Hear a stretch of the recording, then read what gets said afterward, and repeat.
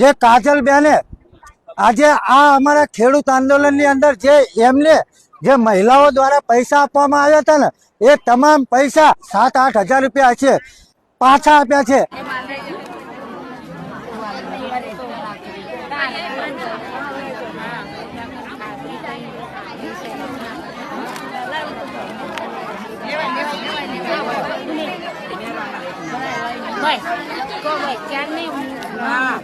मंडल आया ना पिंटू भाई फोटो पाड़ी दो मारो